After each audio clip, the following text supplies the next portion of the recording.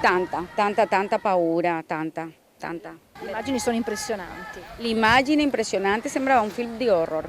Il fuoco come si vedeva, un film di horror. Aide Cervantes, 49 anni, originaria dell'Ecuador, racconta così l'inferno vissuto nel resort di Santo Domingo, divorato da un vasto incendio. Per lei, in vacanza con la cugina, la figlia Isabella di 16 anni e una sua amica, doveva essere l'ultimo giorno nella struttura prima del rientro a Volpago del Montello, dove vivono.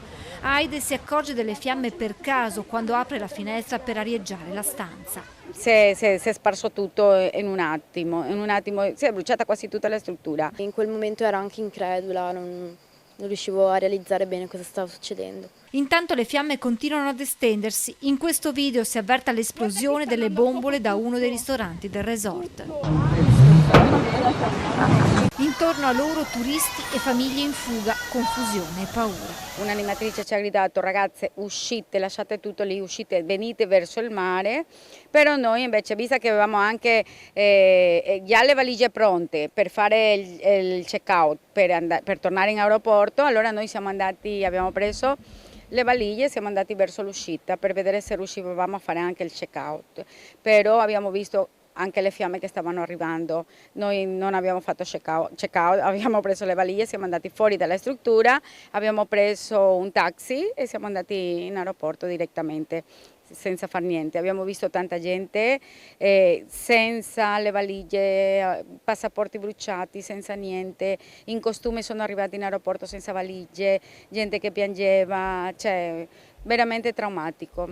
Verso momenti di terrore quando mamma e figlia non riescono a ritrovarsi separate dalle migliaia di persone. Momenti di panico, anche perché le ragazze mi si erano persi, erano andati verso il mare perché le dicevano tutti andate verso il mare, però io dicevo, cioè, al mare come? Se nel mare ci sono tutti i chioschetti di paglia. Paura ne ho avuta tantissima, soprattutto quando avevo perso mia mamma e mia zia ed ero con la mia amica e non riuscivamo a trovarle, anche perché c'era un ammasso di gente in spiaggia, tutto il fumo, puzzava tanto da fumo e quindi non sapevamo appunto dove andare, in quel momento c'era un po' di panico.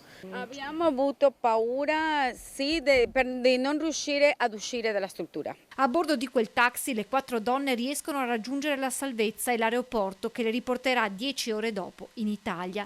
Intanto ad attenderle a Volpago Stefano, marito di Aide e papà di Isabella, che ha saputo in tempo reale dell'incendio mentre era in videochiamata con la moglie.